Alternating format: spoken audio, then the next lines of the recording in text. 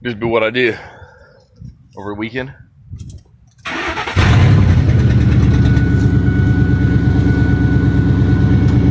Still don't sound that bad.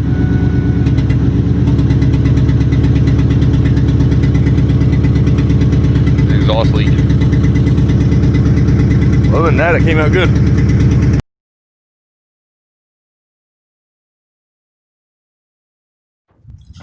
All right, you guys. You're not gonna believe I didn't get it on video.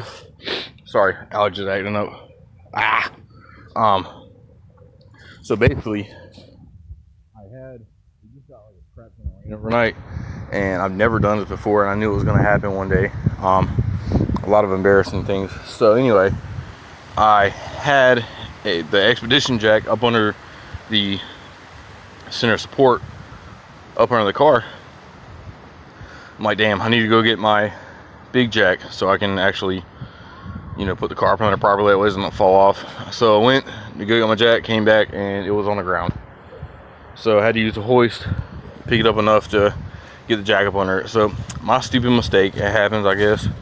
I've had it happen before a long time ago. It's kind of like a newbie thing, you know what I'm saying? You're driving down the road and you see somebody where it fell off the jack stand, you're like, oh, they're stupid. Well, I had my stupid moment. So today, we've got our O'Reilly's brake fluid. So you can imagine, we're not bleeding brakes. We are bleeding, I hope I didn't bend my tire right in. Okay, no, that's still good. All right, got scared.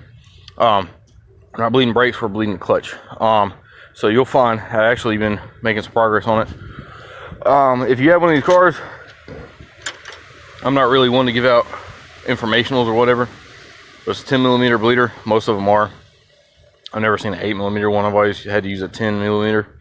And it's down here. You can see it. I don't know if you can. It's right here. That's where the bleeder's at. If you're doing this alone, they make one-man bleeder systems, which is really convenient. However, with me, you know, I'm a really inconvenient person. So most of the time you'll find if you do a clutch job or whatever, you undo the line to bench bleed it. Well, I did kind of sort of. I put fluid in there. But you notice that your pedal sticks to the floor.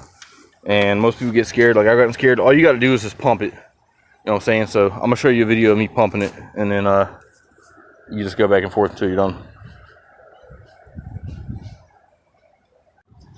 So all you do is you make sure your bleeder is closed. You come down here, and this wiring, by the way, is not mine. It's whoever had this car before me did all this stuff. Anyway, see how it's stuck to the floor? You're just gonna take it by hand. It's starting to get some pressure. So I usually do about 5, 6, 7, 8 times, whatever you feel like. See how it's starting to get pressure? I hold it down, and then I just come over here and get that door fixed. But I just come down here, and I don't know if you can see it through here or not. You can't. Okay, so hopefully you can see it. Anyway, take and just break the bleeder loose, and it's gonna release air. You might not be able to see it, but this is how I've always done it, and it works. So basically, you're gonna just repeat that process, and eventually, you'll either A, have to have somebody in there to hold the pedal down, or B, I've got a walker from when I hurt my knee.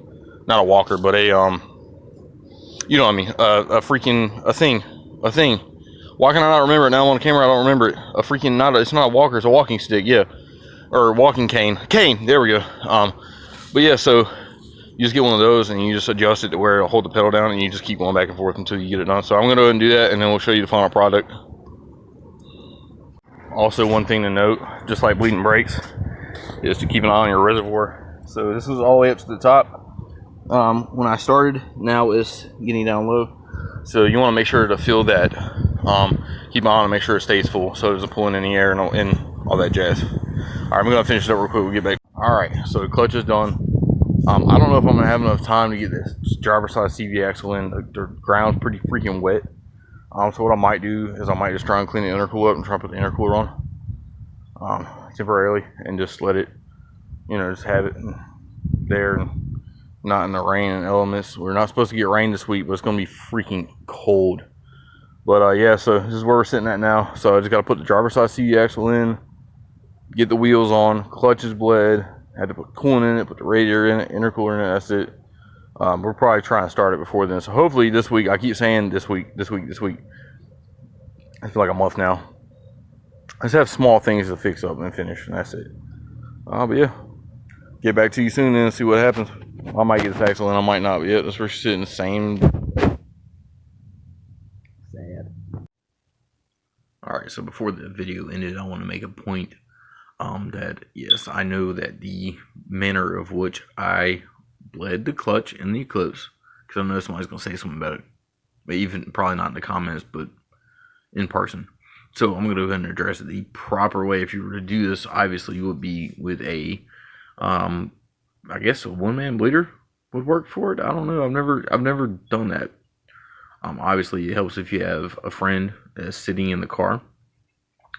And when the pedal is initially on the ground, you'll have to hand pump it until it builds enough pressure for you to do it with your foot, where it comes back on its own.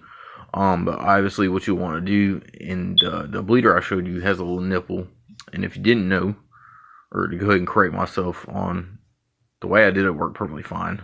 I mean, I got it's bled. But there's a little nipple on the end of it, kind of, sort of, and the ideal way to properly bleed in that circumstance would be to have the big or small thing of brake fluid, like an extra one, and you would run a clear fuel line that you can get from a hardware store or parts store, and run on the end of it and run it into the brake fluid. That way, ideally, when you do crack the bleeder loose, that it's not going to pull in any air, and it'll be in the brake fluid, so it's not going to pull in any air. So just correct before I get corrected on it. That's how you properly do it, and have somebody in the vehicle. Blah, blah, blah. I've always done it by just being by myself or having somebody in the car and just going and popping the bleeder, and you'll hear air. Well, not if it sounds like that, it might be a problem, but you'll hear it come. You'll hear it come out regardless. You'll hear when there's air coming out, and when you pop it and just fluid comes out, you don't hear any air come out. That's when it's bled. So just giving a little correction on that, if you want to do it the right way. Anyway.